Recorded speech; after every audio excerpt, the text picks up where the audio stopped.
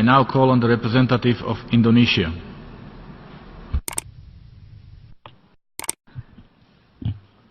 Mr. President, the delegation of Indonesia is compelled to exercise our right of reply to respond to the statements made by Vanuatu and Solomon Islands, echoed by Tuvalu and St. Vincent and the Grenadines concerning Papua and West Papua.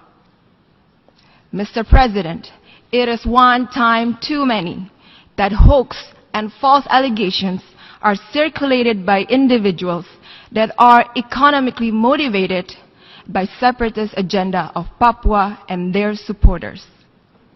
Time and time again, the same fabricated and false accusations are thrown at us. These countries are sadly blindfolded. They fail to understand, or more precisely, refuse to understand. The provinces of Papua and West Papua have undergone massive development and progress. During the past 3 years, 4,325 of kilometers roads were built, 30 new seaports, 7 new airports. 2.8 million Papuans have free basic health care. 360,000 Papuan students have free education, with the economy growing at 9.21%. All make Papua and West Papua provinces the fastest growing regions in Indonesia. Mr. President, Papua and West Papua provinces are an integral and sovereign part of Indonesia. They will always remain an integral part of Indonesia.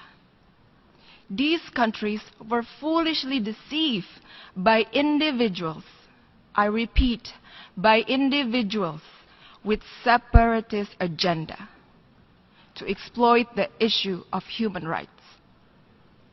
If human rights are at the heart of the issue, why were these concerns not raised in the appropriate forum, namely the third cycle of the Universal Periodic Review of Indonesia at the United Nations Human Rights Council?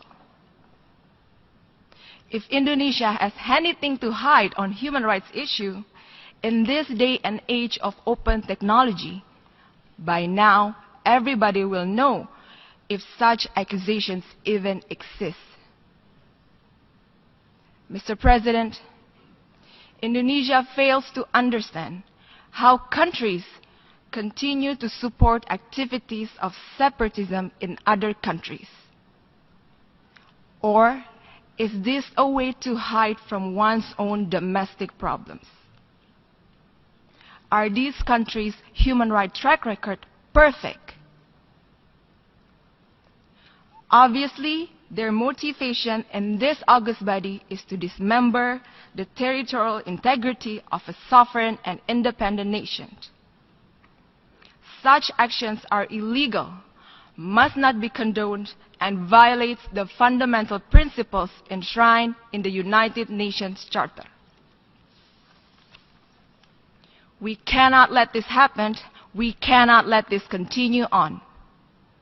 Indonesia categorically rejects all accusations made by these countries and the individuals with separatist agenda operating behind them.